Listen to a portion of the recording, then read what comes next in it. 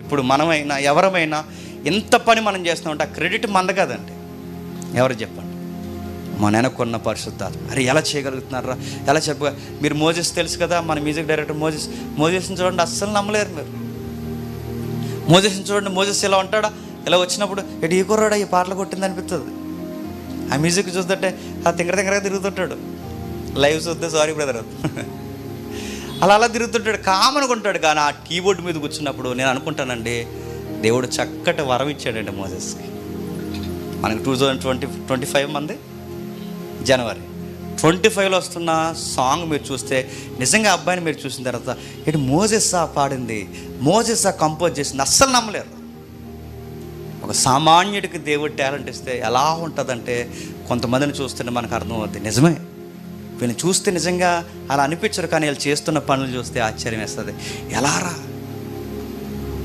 చెప్తే నమ్మరు, సందర్భం కాకపోయినా చెప్పకుండా ఉండలేని చెప్తున్నాను నేను. మనం ఎవరో సింగర్స్ కాదు, మనం పాడితే పారిపోతారు.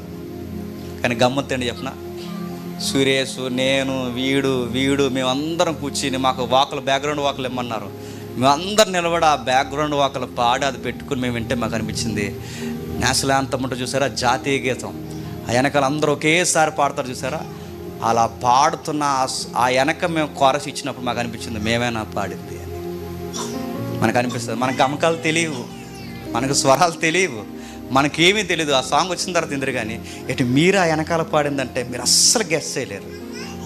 మనమని నేను పొగట్లేదు, కానీ మందైనా నాకు నచ్చకపోతే నచ్చలేదని చెప్తానండి. మన టేస్ట్ అలా ఉంటుంది.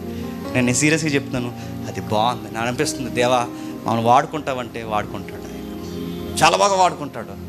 మనం రచయితలు అవుతాను ఎప్పుడన్నా అనుకున్నామండి. మనం రచయితలు ఏంటంటే తినంగా మనకు ఆ పద్యమే తినంగా రాయం మనం, అలాంటి స్టడీ మంది.